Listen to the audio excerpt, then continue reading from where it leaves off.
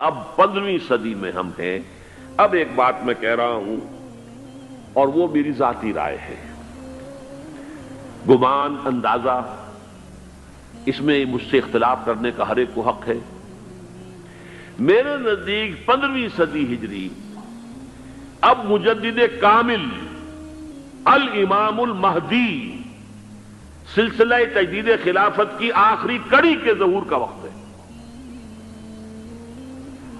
اس میں مجھے ایک تو قرآن مجید سے اشارہ ملا ہے، اشارہ ہے، میں اسے تفسیر نہیں کہتا۔ میرے نزدیک قرآن مجید میں چند آیتیں سورہ مدثر کی اور چند آیتیں سورہ انشقاق کی بڑی عجیب ہے۔ سورہ مدثر کی آیات میں حضور کی آمد کا نقشہ کھینچا گیا ہے، کلا والقمر واللیل اذ ادبر والصبح اذا اسفر انہا لإحدی الکبر نذیرا للبشر لمن شاء منکم ان یتقدم او یتأخر۔ نہیں، قسم ہے چاند کی، کلا والقمر واللیل اذ ادبر، اور رات کی جبکہ وہ پیٹھ موڑ لے جانے لگے اور صبح کی جبکہ وہ روشن ہو جائے۔ حضور سے پہلے 600 برس ایسے گزرے ہیں دنیا میں کہ نبوت کا سورج نہیں تھا، بس چاند جیسے مستعار روشنی چاند کی ہوتی ہے، تو سابقہ انبیاء کی مستعار روشنی تو کوئی دنیا میں تھی، دھندلی دھندلی جیسی چاند کی ہوتی ہے، لیکن وہ سورج نہیں تھا۔ لیکن اب وہ رات ختم ہو رہی ہے، واللیل اذ ادبر جا رہی ہے، محمد صلی اللہ علیہ وسلم کا سورج، یہ شمس نبوت و رسالت طلوع ہو گیا۔ والصبح اذا اسفر انہا لإحدی الکبر، بہت بڑی باتوں میں سے ایک بات ہے جو ہوئی ہے، وہ معمولی واقعہ نہیں ہے، احدی الکبر، یہ تاریخ انسانی کے عظیم ترین واقعات میں سے ہے، بے شک محمدی نذیرا للبشر، پوری نوع انسانی کے لیے نذیر بن کر آئے۔ یہ تو ہے حضور کا معاملہ، لیکن اب جو معاملہ ہونا ہے دوبارہ، اس لیے کہ خلافت علی منہاج النبوت دوبارہ اب قائم ہوگی انشاءاللہ۔ حضور کے بعد میں آپ کو بتا چکا ہوں، خلافت راشدہ ختم ہونے کے بعد سے زوال زوال زوال زوال زوال زوال زوال زوال زوال، تھوڑا سا 2.5 سال کا 2 سال کا وقفہ آیا ہے حضرت عمر بن عبدالعزیز کا، ورنہ زوال زوال زوال زوال زوال۔ اگرچہ اس زوال کو 1000 سال لگے ہیں، یہ عمارت جو محمد نے بنائی تھی ایک دن میں نہیں گر گئی صلی اللہ علیہ وسلم، کھنڈر بتا رہے ہیں عمارت عظیم تھی، 1000 سال کے بعد پھر یورپ کے سیلاب نے آ کر اس کو گرایا ہے اور ختم کیا ہے، ورنہ 1000 سال تک سطوت و شوکت کے ساتھ امت مسلمہ تو موجود رہی ہے، چاہے اسلام جو ہے وہ حکومت کی سطح پر موجود نہیں تھا۔ بہرحال اب جو اس کا دور آیا ہے دوبارہ خلافت علی منہاج النبوہ کا دور، اس کا نقشہ سورہ انشقاق میں کھینچا گیا ہے۔ فلا اقسم بالشفق، اب دیکھیے سورج غروب ہو گیا، حضور کی بعثت کے وقت وہ سورج رسالت طلوع ہوا تھا، اب وہ سورج غروب ہو چکا ہے۔ سورج کے غروب ہونے کے بعد صرف روشنی رہ جاتی ہے شفق کی، سرخ سی، بس وہی باقی رہ گئی، اور باقی کیا رہ گیا؟ بدا الاسلام غریبا ویسعود کما بدا فطوبی للغرباء، فلا اقسم بالشفق واللیل وما وسق، رات کی سی تاریکی ہے اور جو کچھ اس نے اپنے اندر جمع کر لیا ہے، والقمر اذا اتسق، اور قسم ہے چاند کی جب کہ وہ بھر جائے، پورا بھرتا ہے کتنے دنوں میں؟ 14 دن میں۔ اور 14 صدیوں کے بعد اب پہلی صدی کا جس نے کہ تجدید کامل کی عمر بن عبدالعزیز، 14 صدیوں کے بعد اب 15ویں صدی میں الامام المہدی کے ظہور کا وقت قریب ہے۔ اب جو کچھ مجھے حضرت امام المہدی کے بارے میں کہنا ہے، دوبارہ اپنی بات دہرا رہا ہوں، یہ میرا ذاتی گمان ہے، اختلاف کیا جا سکتا ہے۔ میرا گمان یہ ہے کہ یہ اب جو مجدد آئیں گے وہ حضرت مہدی ہوں گے۔ پہلی بات تو یہ جان لیجئے کہ مہدی 2 ہیں، ایک شیعوں کے مہدی، ایک سنیوں کے مہدی، ان میں بڑا فرق ہے۔ شیعہ حضرات مہدی کو مانتے ہیں، وہ ان کے 12ویں امام ہیں، ان کے عقیدے کے مطابق انہیں پیدا ہونے کے فوراً بعد اس اندیشے سے کہ انہیں قتل کر دیا جائے گا ایک غار میں چھپا دیا گیا تھا۔ تقریباً 1200 برس سے وہ اس غار کے اندر ہیں، وہ روپوش ہیں، چھپے ہوئے ہیں، اسی لیے انہیں امام غائب کہا جاتا ہے، اور اب ان کا انتظار ہو رہا ہے، اس لیے انہیں امام منتظر بھی کہا جاتا ہے۔ اس لیے شیعوں کے دارالعلوم جو ہوتے ہیں، دارالعلوم المنتظر، وہ اس لیے کہ ان کا انتظار کیا جا رہا ہے۔ تو یہ ہے، اب وہ ان کا خیال ہے کہ آخری دور میں، آخری زمانے میں وہ ظاہر ہو جائیں گے، غار سے نکل آئیں گے۔ دیکھیے، میں اس عقیدے کو اس بنا پر رد نہیں کرتا کہ یہ ناممکن ہے کہ کیسے کوئی شخص جو ہے 1200 برس تک کسی غار کے اندر زندہ رہ سکتا ہے، نہیں، میں سمجھتا ہوں ممکن ہے۔ 300 برس تک اصحاب کہف رہے کہ نہیں رہے؟ سوئے رہے۔ 300 ایئرس ہم مانتے ہیں۔ حضرت عیسیٰ اسی حیات عرضی کے ساتھ 2000 سال سے موجود ہیں آسمان پہ کہ نہیں ہے؟ آپ کو معلوم ہے حضرت عزیر 100 برس تک مرنے کے بعد دوبارہ زندہ کر دیے گئے۔ فَأَمَاتَهُ اللَّهُ مِئَةَ عَامٍ ثُمَّ بَعَثَهُ۔ تو ناممکنات میں سے کوئی سوال پیدا نہیں ہوتا، لیکن یہ کہ آیا کوئی امامت معصومہ کا تصور قرآن اور حدیث سے ہمیں ملتا ہے؟ پھر یہ کیا یہ موروثی امامت کہ حضرت علی کی نسل جو حضرت فاطمہ سے چلی ہے اسی میں یہ امامت ہوگی؟ اس کے لیے ہمارے پاس کوئی دلیل نہیں ہے، ہم اس کو تسلیم نہیں کرتے۔ ہم تو سمجھتے ہیں کہ معصومیت ختم ہو گئی محمد الرسول اللہ صلی اللہ علیہ وسلم پر، خاتم المعصومین ہے محمد الرسول اللہ۔ اب ان کے بعد تو اجتہاد ہے اور خلافت ہے، عام معاملات میں اجتہاد ہوگا، نظام خلافت کا ہوگا۔ تو ہمارے نزدیک جو میں جس مہدی کا نام لے رہا ہوں وہ مہدی ہے جو ایک مجدد ہوں گے، جیسے کہ مجددین کے نام میں نے آپ کو گنوائے ہیں، مجدد الفسانی ہو، شاہ ولی اللہ ہو، سید احمد بریلوی ہو، شیخ الہند ہو، ایک ہوں گے انسان جو پیدا ہوں گے انسانوں کی طرح، عام طور پر اپنی عمر کو، پختگی کو پہنچیں گے، پھر وہ سامنے آئیں گے منظر پر، پھر وہ کام کریں گے، قیادت کریں گے، عرب میں ان کا ظہور ہوگا۔ دوسری بات یہ نوٹ کر لیجئے حضرت مہدی کے بارے میں، ہمارے ہاں احادیث کے جو مجموعے ہیں، ان میں جو ٹاپ کے 2 مجموعے ہیں، ان میں کہیں حضرت مہدی کا ذکر نہیں ہے، نہ صحیح بخاری میں نہ صحیح مسلم میں۔ لیکن ہم اسے نظر انداز نہیں کر سکتے کہ صحائح ستہ کی بقیہ 4 کتابوں کے اندر موجود ہے، لہذا نظر انداز نہیں کر سکتے، اگنور کرنا ممکن نہیں ہے۔ اب اس میں میں چاہتا ہوں کہ کچھ حدیثیں آپ کو میں سناؤں جن میں حضرت مہدی کا تذکرہ کیا گیا ہے۔ پہلی ہے وعن عبداللہ ابن مسعود قال قال رسول اللہ صلی اللہ علیہ وسلم، حضرت عبداللہ ابن مسعود سے روایت ہے، وہ فرماتے ہیں کہ حضور نے ارشاد فرمایا لا تذهب الدنيا حتى يملك العرب رجل من اہل بیتی، یہ دنیا ختم نہیں ہوگی جب تک کہ عرب پر میرے اہل بیت میں سے ایک شخص کی حکومت قائم نہ ہو۔ اور آپ کو معلوم ہے کہ آج تک عرب پر حضور کے اہل بیت کی کوئی حکومت قائم نہیں ہوئی، اور جب قائم ہوئی بھی تھی حضرت علی کو اگر شمار کیا جائے، اس لیے کہ حضور نے وہ جو مشہور واقعہ ہے کہ ایک چادر میں لے لیا تھا حضرت علی کو اور حضرت فاطمہ اور حضرات حسنین کو، اللہم ہؤلاء اہل بیتی، اے اللہ یہ بھی میرے اہل بیت ہیں۔ تو حضرت علی کی بھی حکومت منعقد نہیں ہوئی، پورے عالم اسلام پر ان کی حکومت نہیں تھی، اس لیے کہ شام اور مصر دونوں صوبے جو ہیں انہوں نے ان کی اطاعت قبول نہیں کی تھی۔ اس حوالے سے یہ معاملہ ابھی ہونا ہے۔ لا تذهب الدنيا حتى يملك العرب رجل من اہل بیتی یواطئ اسمہ اسمی، اس کا نام وہی ہوگا جو میرا نام ہے، یعنی محمد صلی اللہ علیہ وسلم، اور ان کا نام بھی، مہدی کا نام بھی محمد ہو، مہدی تو ان کا لقب ہے۔ یہ ترمذی میں بھی ہے، ابو داؤد میں بھی ہے، سنن ابی داؤد، جامع ترمذی، بلکہ ابو داؤد میں ایک اور روایت ہے، قال، حضور نے فرمایا لو لم يبقى من الدنيا الا يوم، اگر دنیا کی زندگی میں سے کچھ بھی نہ بچے سوائے ایک دن کے، لطول اللہ تعالی ذلك اليوم، تو اللہ تعالیٰ اس دن کو لمبا کر دے گا، حتی یبعث فیہ رجلا منی، یہاں تک کہ میرے خاندان میں سے ایک شخص کو اٹھائے گا، من اہل بیتی، میرے اہل بیت میں سے، یواطئ اسمہ اسمی و اسم ابی ہے اسم ابی، جس کا نام میرے نام پر ہوگا، جس کے والد کا نام میرے والد کے نام پر ہوگا، محمد ابن عبداللہ ان کا نام ہوگا، اور وہ یملأ الارض قسطا وعدلا کما ملئت ظلما وجورا، وہ سرزمین عرب کو عدل اور انصاف سے اسی طرح بھر دیں گے جیسے کہ وہ ظلم اور زیادتی سے بھر چکی ہوگی۔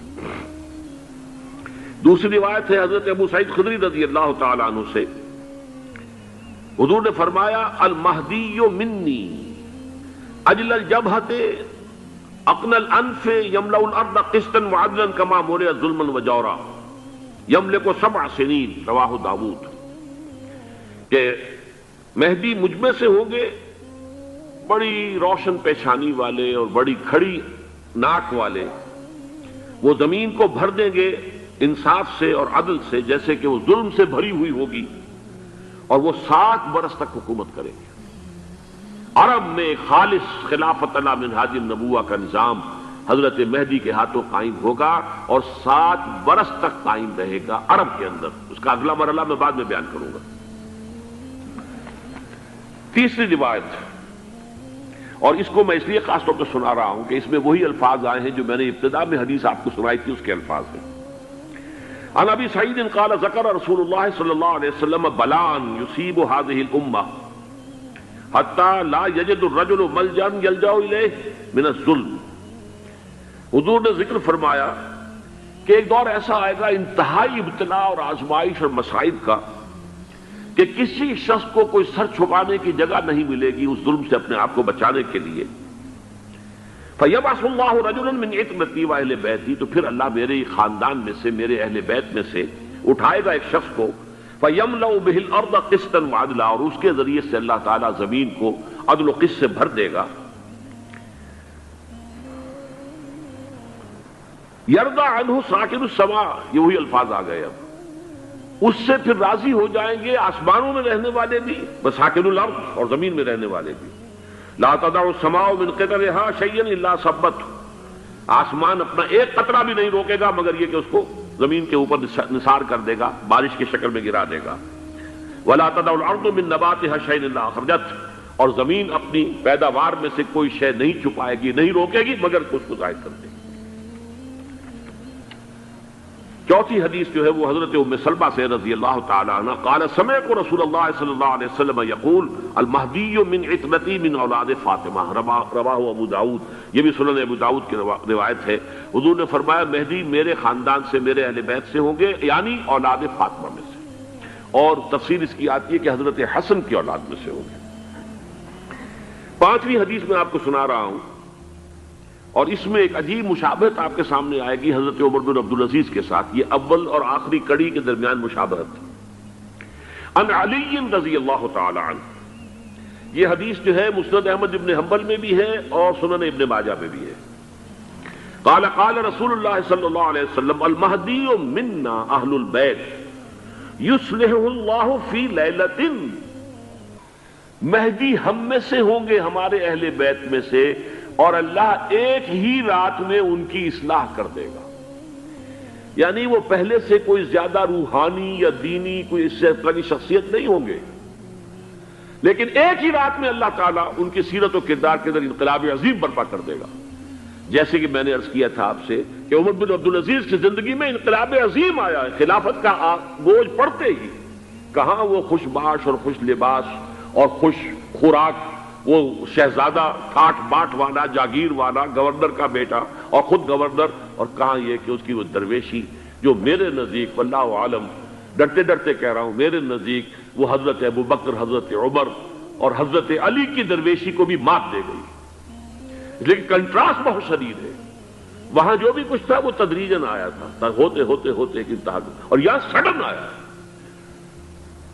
چھٹی حدیث، عن انس سمعت رسول اللہ صلی اللہ علیہ وسلم یقول نحن ولد عبد المطلب سعادت اہل الجنہ، ہم عبد المطلب کی جو اولاد ہیں اور نسل ہیں، ہم جنت کے سردار ہیں۔ اور پھر آپ نے نام گنوائے ہیں، انا وحمزۃ وعلی وجعفر والحسن والحسین والمہدی، میں خود اور حضرت حمزہ بنو عبد المطلب میں سے، عبد المطلب کے بیٹے، اور علی اور جعفر حضرت علی کے بھائی جعفر طیار، اور حسن اور حسین حضرت فاطمہ کے لخت جگر حضرت علی کے بیٹے، والمہدی، اور آخر میں جا کر پھر مہدی۔ اب میں آپ کو ایک حدیث سنانے چلا ہوں جس میں ایک عجیب نقشہ سامنے آتا ہے کہ یہ مہدی جب ظاہر ہوں گے تو کس طور سے ظاہر ہوں گے، ان کے ظہور کی کیفیت کیا ہوگی، کیف یظہر۔ یہ روایت ہے حضرت ام سلمہ سے رضی اللہ تعالی عنہا، حضور کی زوجہ محترمہ ہیں، فرماتی ہیں ام سلمہ عن النبی صلی اللہ علیہ وسلم قال یکون اختلاف عند موت خلیفۃ، موت خلیفۃ، حضور نے فرمایا ایک خلیفہ کی موت پر اختلاف واقع ہو جائے گا، خانہ جنگی ہو جائے گی۔ فَيَخْرُجُ رَجُلٌ مِّنْ أَهْلِ الْمَدِينَةِ حَارِبًا إِلَىٰ مَكَّةَ، پھر مدینے کے لوگوں میں سے ایک شخص نکلے گا، بھاگے گا اور جا کر پناہ لے گا اور چھپ جائے گا مکے میں۔ فَيَأْتِيهِ نَاسٌ مِّنْ أَهْلِ مَكَّةِ، پھر اس کے پاس آئیں گے اہل مکہ، مکہ کے لوگ، فَيُخْرِجُونَهُ، اور اسے نکالیں گے، جہاں وہ چھپے ہوئے ہوں گے وہاں سے نکالیں گے۔ وَهُوَ كَارِهٌ، اور وہ بالکل اس کو پسند نہیں کر رہے ہوں گے، نہ وہ خواہش مند ہوں گے کہ ان کے ہاتھ پر بیعت کی جائے، نہ وہ یہ چاہیں گے کہ وہ میدان میں آئیں اور ان کو جو ہے اپنا لیڈر مانا جائے۔ وَهُوَ كَارِهٌ فَيُبَايِعُونَهُ بَيْنَ الرُّكْنِ وَالْمَقَامِ، لیکن لوگ جو ہے پھر اصرار کے ساتھ ان کے ہاتھ پر بیعت کریں گے رکن اور مقام کے درمیان۔ رکن وہ کونا ہے خانہ کعبہ کا جس میں حجر اسود لگا ہوا ہے، اور مقام ابراہیم جو ہے، ان دونوں کے مابین جو یہ علاقہ ہے یہاں پر وہ بیعت ہوگی۔ وَيُبْعَثُ إِلَيْهِ بَعْثٌ مِّنَ الشَّامِ، ان کے خلاف ایک لشکر بھیجا جائے گا شام سے۔ نہیں کہا جا سکتا کہ باسی حکومت اس وقت کی جو ہے اس کی طرف سے کوئی مسئلہ اس طرح کا اٹھ کھڑا ہو، اس لیے کہ ابھی تو بہرحال باسی حکومت وہاں ہے۔ فَيُخْسَفُ بِهِمْ بِالْبَيْضَاءِ بَيْنَ مَكَّةَ وَالْمَدِينَةِ، لیکن اللہ تعالیٰ اس لشکر کو مکے اور مدینے کے درمیان وادی بیضاء میں دھسا دے گا، زمین کے اندر پورے کے پورے لشکر کو۔ فَإِذَا رَأَى النَّاسُ ذَلِكَ، جب لوگ یہ دیکھیں گے کہ اتنی بڑی نشانی ظاہر ہو گئی، أَتَاهُ أَبْدَالُ الشَّامِ وَعَصَائِبٌ من العراق فَيُبَايِعُونَهُ، اب شام سے سارے کے سارے جو اولیاء اللہ ہیں وہ بھی آئیں گے، اور عراق سے جوق در جوق لوگ آئیں گے اور ان سے بیعت کریں گے۔ وَيَعْمَلُ فِي النَّاسِ بِسُنَّةِ نَبِيِّهِمْ، پھر وہ عمل کریں گے لوگوں کے مابین، حکومت کریں گے اپنے نبی کی سنت کے مطابق۔ وَيُلْقِي الْإِسْلَامُ بِجَرَانِهِ، اور اسلام اپنی گردن زمین پر ٹکا دے گا۔ وَالْأَرْض، فی الارض، زمین میں۔ فَيَلْبَسُ 7 سنین، پھر وہ 70 برس تک حکمران رہیں گے، 7 برس تک حکمران رہیں گے۔ ثم یتوفا، پھر ان کا انتقال ہوگا۔ ویصلی علیہ المسلمون، اور مسلمان ان پر نماز پڑھیں گے۔ یہ جو میں نے آپ کے سامنے نقشہ کھینچا ہے، اس سے اب میں ایک نتیجہ نکالتا ہوں، اسے بھی میرا گمان کہیے، اختلاف بھی کر سکتے ہیں آپ، اگر اس کو وزنی سمجھے تو قبول بھی کر سکتے ہیں۔ وہ یہ ہے کہ میرے نزدیک شاہ فہد کے انتقال پر لا محالہ یہ صورتحال پیدا ہو جائے۔ ولی عہد وہاں ہے عبداللہ بن عبدالعزیز، امریکہ کو وہ پسند نہیں کرتے اور امریکہ انہیں پسند نہیں کرتا، یہ بالکل تش تش بام ہے۔ امریکہ نے لازماً جس طریقے سے اپنے پنجے گاڑے ہیں سعودی عرب کے اندر، اپنا فوجی اڈا بنایا ہے، تو آسانی کے ساتھ وہاں سے اپنے پنجے ہٹانے کے لیے تیار نہیں۔ ایک حدیث میں آتا ہے قرن الشیطان، نجد سے شیطان کا سینگ برآمد ہوگا، وہ شیطان کا سینگ ہے، جو میزائل وہاں پر لگے ہوئے ہوں گے اس وقت، در حقیقت وہ سارے کے سارے جو ہیں وہ شیطان کے سینگ ہیں۔ بہرحال کوشش وہ کرے گا کہ جیسے کہ اس نے جارڈن میں کیا، کتنے عرصے سے وہاں شاہ حسین کا چھوٹا بھائی حسن جو ہے وہ ولی عہد تھا، عین وقت کے اوپر آ کر، اور پتہ نہیں کیسی کیسی دوائیاں دے کر اسے لے کر آئے ہیں شاہ حسین کو، مرتے ہوئے کو تھوڑی دیر زندہ رکھنے کے لیے، اور وہ تبدیلی کروا کر جو ہے واپس لے گئے ہیں۔ تو یہ معاملہ ہوا ہے، تبدیلی کروا دی، وہاں تو ہو گئی آرام سے، کوئی بات نہیں۔ بحرین میں بھی غالباً ایسا ہی معاملہ ہوا ہے، واللہ عالم، مجھے یاد پڑتا ہے کہ وہ چاہتے ہیں کہ ہمارا پسند کا آدمی آئے۔ اگر سعودی عرب میں یہ کام کیا گیا تو اس کا لازمی نتیجہ خانہ جنگی ہوگا، اس لیے کہ وہاں کی روایت یہ بڑی سخت ہے، بڑی پختہ ہے۔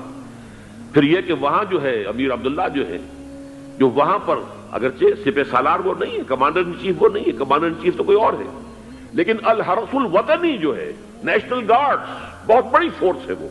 اصل بیڈوین فورس جو ہے صحرا کے لوگوں کی عرب فورس، وہ در حقیقت الحرس الوطنی ہے، نیشنل گارڈ ہے، اور اس کا کمانڈر ان چیف یہ ہے امیر عبداللہ۔ تو لازماً یہ شکل جو ہے پوری ہو کر رہے گی۔ جیسے ہی یہ معاملہ ہوا شاہ فہد کے انتقال کا، تو یہ اختلاف ہوگا، خانہ جنگی ہوگی، پھر کوئی اللہ کا بندہ جو ہوگا۔ میرے نزدیک، میں آج سے کچھ 6-7 سال پہلے سالانہ اجتماع تھا تنظیم اسلامی کا راولپنڈی میں، میں نے اس وقت وہاں کہا تھا، اس سے ذرا اخبارات میں بھی کچھ وہ کنٹروورسی آئی تھی کہ میرے نزدیک امام مہدی پیدا ہو چکے ہیں، ان کے ظہور کا وقت قریب ہے۔ اور اس کی تھوڑی سی بات میں مجھے معلوم ہوا کہ جین ڈکسن غالباً نام ہے امریکن اس کا، جس نے یہ پیشن کوئی خبر دی تھی کہ 1962 میں عالم عرب میں ایک بچہ پیدا ہوا ہے کہ جو وہاں کا نقشہ بدل کر رکھ دے گا۔ یہ جین ڈکسن کی غالباً پیشن گوئی ہے۔ بہرحال مجھے اس کی پیشن گوئی سے کوئی دلچسپی نہیں ہے، میں تو جو احوال دیکھ رہا ہوں، یعنی اسرائیل کا قائم ہو جانا، اور اس کے بعد اب یروشلم کا مسلمانوں کے ہاتھوں سے نکل جانا، اور اب گویا کہ وہ الملحمۃ العظمیٰ جو ہے تلی کھڑی ہے، کسی بھی وقت جو ہے یہ جو ہے وہ لاوا پھٹ سکتا ہے، آتش فشاں پھٹ سکتا ہے۔ تو یہ تمام حالات ایسے ہیں کہ جن کی وجہ سے میں سمجھتا ہوں کہ ایک تو جو قرآن مجید کے اشارات میں نے آپ کو بتائے، 14 صدیاں 14 دن میں چاند کا پورا ہونا، والقمر اذا اتسق، 14 دن میں 14ویں کا چاند۔ اسی طرح اب یہ 14 صدیوں کے بعد یہ صدی جو 15ویں صدی ہے، یہ در حقیقت ظہور امام مہدی کی صدی ہے۔ لیکن یہ کہ امام مہدی کی حکومت قائم کرنے کے لیے کون لوگ آئیں گے؟ عرب جو ہیں وہ اندر سے کھوکھلے ہو چکے ہیں، عیاشی نے، دولت نے، پیسے نے، دولت، پیسہ، عیاشی، اس کی وجہ سے کھوکھلے ہو چکے ہیں۔ یہاں میں آپ کو 2 حدیثیں سنانا چاہتا ہوں۔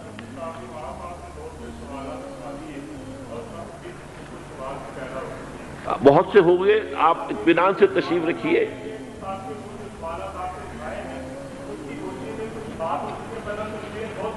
بہت ہوگی، بات ہوگی، آپ اس طرح صبر سے سن لیجئے۔ میں اب تقریباً اپنی گفتگو کے اختتام تک پہنچ رہا ہوں۔ سنن ابن ماجہ کی روایت ہے حضرت ابو ہریرہ سے رضی اللہ تعالی عنہ، قال قال رسول اللہ صلی اللہ علیہ وسلم اذا وقعت الملاحم بعث اللہ بعثا من الموالی هم اکرم العرب فرسا واجودہ سلاحا یوید اللہ بہم الدین، رواہ ابن ماجہ عن ابی ہریرہ رضی اللہ تعالی عنہ۔ جب ملاحم کا دور شروع ہوگا تو اللہ تعالیٰ اٹھائے گا ایک لشکر یا لشکروں پر لشکر موالی میں سے۔ موالی کون ہے؟ عربوں نے جب فتح کیا تھا اس پورے علاقے کو خلافت راشدہ کے دوران، اور پھر وہ لوگ جو ہے، ایک رائے تو یہ تھی کہ انہیں غلام بنایا جائے سارے آبادیوں کو، لیکن یہ کہ حضرت عمر کا اجتہاد تھا اس کے مطابق کہ ان کو غلام نہیں بنایا گیا، تو وہ موالی کی حیثیت رکھتے ہیں۔ عربوں میں دم نہیں ہے، موالی میں سے لشکر اٹھیں گے کہ جو در حقیقت حضرت مہدی کی حکومت کو قائم کریں گے۔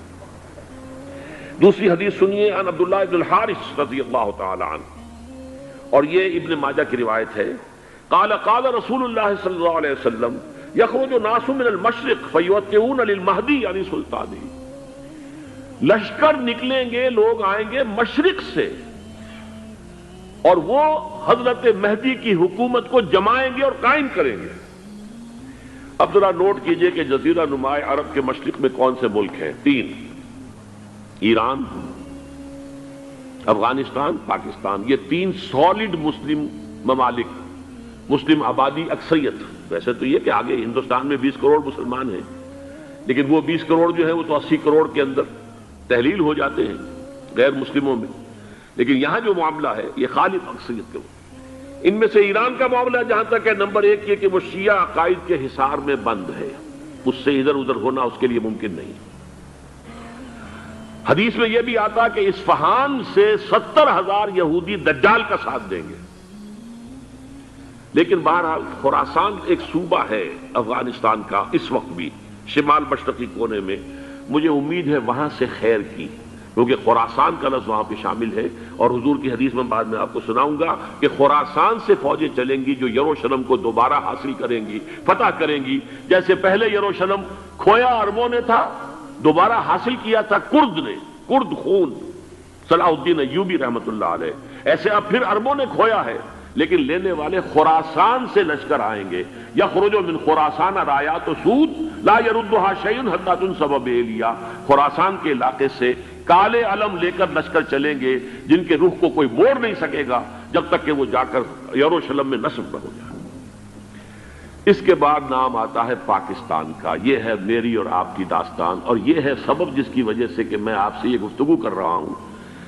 اصل میں تو کس لیے؟ محض ایک علمی استفادہ، محض اپنی بات آراء کو ظاہر کرنے کا شوق نہیں، بلکہ یہ کہ اپنی ذمہ داری ہم پہچانے کہ ہم کس مقام پر کھڑے ہیں.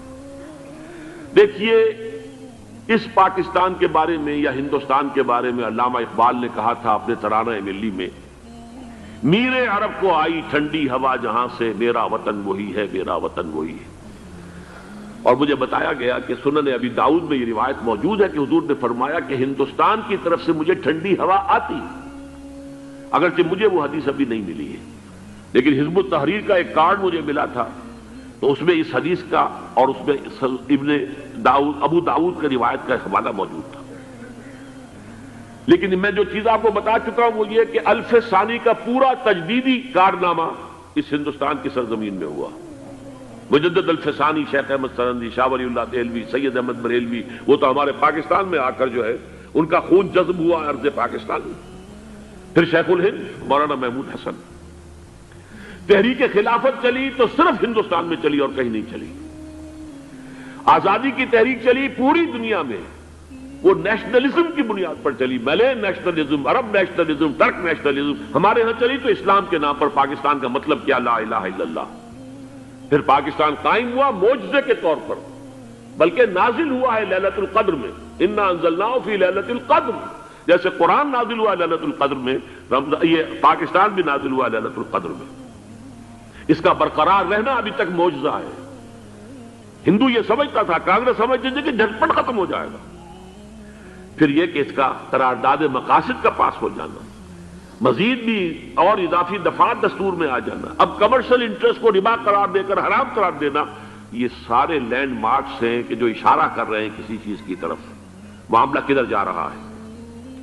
پھر یہ کہ یہ جو 14ویں صدی کے مجدد تھے شیخ الہند، اس کے بعد سے کچھ ایسی شخصیتیں عظیم پیدا ہوئی ہیں ہند میں جن کو میں سمجھتا ہوں کہ 14ویں صدی کے مجدد اور 15ویں صدی کے مجدد کے درمیان، یہ 15ویں صدی کے مجدد کی راہ کو سیدھا کرنے والے، جیسے کہ حضرت یحییٰ نے کہا تھا میں تو آنے والے کا راستہ سیدھا کر رہا ہوں حضرت عیسیٰ کے لیے، ایسے ہی 15ویں صدی کے لیے امام مہدی کے لیے راستہ صاف کرنے والے سب سے پہلے علامہ اقبال، جنہوں نے اسلام کا تصور دین کی حیثیت سے دوبارہ زندہ کیا ہے، ورنہ اسلام ایک مذہب کی شکل اختیار کر چکا تھا. پھر مولانا مودودی، مولانا ابوالکلام آزاد حکومت الہیہ کے نعرے کے ساتھ میدان میں آئے. یہ اقبال نے جو تصور پیش کیا تھا اس پر عملی جدوجہد کے لیے حزب اللہ قائم ہوئی. نوٹ کر لیجئے 11 برس کا فرق ہے عمر کا علامہ اقبال کے اور ابوالکلام کے. اور 1913 میں جب حزب اللہ قائم کی ہے اس وقت علامہ اقبال کی ملی شاعری اپنے عروج کو پہنچ چکی تھی. پھر یہ کہ علامہ اقبال کے بعد تعمیل جو ہے اس کام کی وہ ابوالکلام نے کی، لیکن روایتی علماء کی شدید مخالفت کی وجہ سے وہ بددل ہو کر چھوڑ گئے، کانگریس میں شامل ہو گئے، بساط جو ہے حزب اللہ کی انہوں نے لپیٹ دی. پھر مولانا مودودی آئے، انہوں نے وہ ڈور جو ہے اس کا سرا تھاما، جماعت اسلامی قائم کی حکومت الہیہ ہی کے قیام کے لیے. اگرچہ میرے نزدیک یہ کہ وہ انتخابی اور ایک قومی سیاست کی ایک جماعت بن کر پاکستان میں جو ہے دلدل میں پھنس گئی ہے، اب ہم اس کی کوشش کر رہے ہیں تنظیم اسلامی اور یہ تحریک خلافت جس کے تحت یہ جلسہ ہو رہا ہے. یہ ساری چیزیں وہ ہیں کہ آپ کو سوائے پاکستان کے اور کہیں نہیں ملیں گی پوری دنیا میں. معلوم ہوتا ہے کہ پاکستان کو بہت بڑا رول پلے کرنا ہے اس میں، اور اس کے ساتھ اب جمع کر لیجئے افغانستان کی عمارت افغانستان، اسلامی عمارت افغانستان قائم ہو چکی ہے. یہ پچھلے 20 سالوں میں جو کچھ وہاں ہوتا رہا ہے اس سے پہلے تصور نہیں ہو سکتا تھا.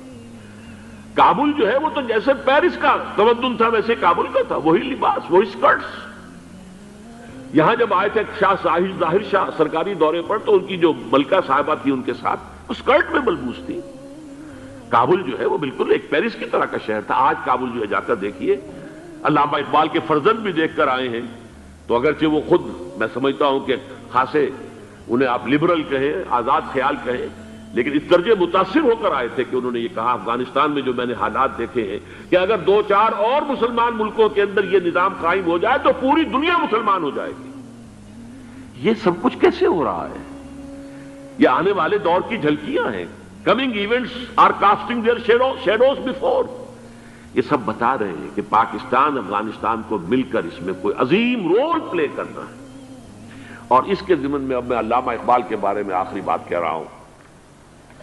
علامہ اقبال کے بارے میں عام یہ خیال ہے، انہوں نے اپنے خطبات میں مہدی کا اور نزول مسیح کا، حالانکہ میں کل پڑھ رہا تھا مولانا سید احمد اکبر آبادی رحمۃ اللہ علیہ کا ایک مقالہ ان کا کہ علامہ اقبال نے ابن خلدون کے بارے میں یہ کہا ہے کہ مہدی کا اور نزول عیسیٰ کا دونوں کا انہوں نے انکار کیا ہے، حالانکہ ابن خلدون نے نزول عیسیٰ کا انکار نہیں کیا، صرف مہدی کا انکار کیا ہے۔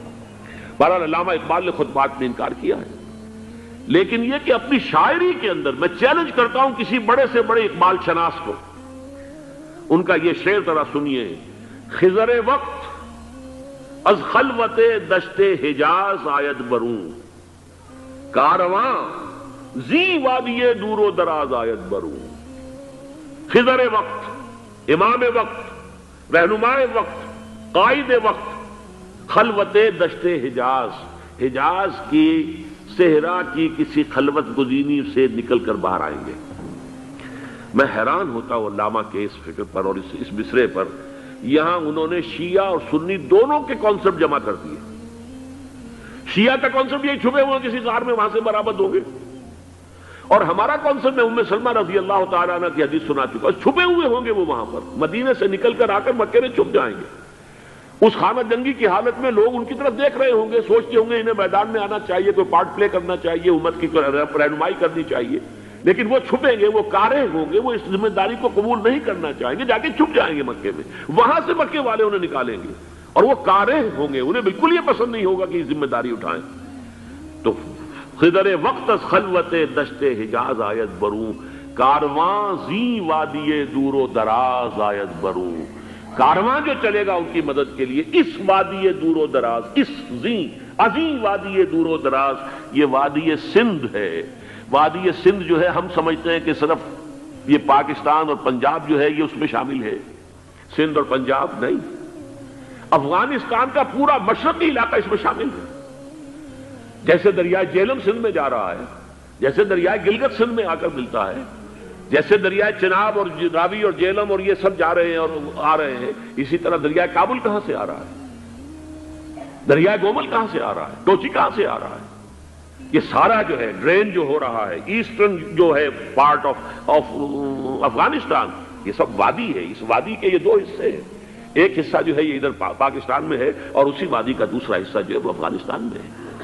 کارواں زی وادی دور و دراز آیت بروں، کارواں چلے گا یہاں سے، یخرج الناس من المشرق یؤتون للمہدی، یعنی سلطان ہی مشرق سے فوجیں چلیں گی کہ جو مہدی کی حکومت قائم کریں گی، اور یخرج من خراسان رایات و سود، اور خراسان سے سیاہ پرچم چلیں گے کہ جن کا رخ کوئی موڑ نہیں سکے گا، حتیٰ تنصب بیلیا، یہاں تک کہ وہ جا کر یروشلم کے اندر نصب ہو جائیں گے۔